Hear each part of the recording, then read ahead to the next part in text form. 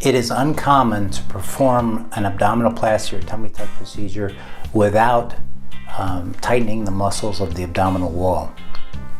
There are rare instances where that's not required.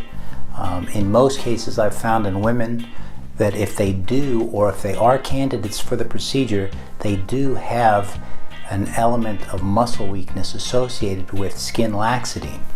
In men, however, that's not always the case.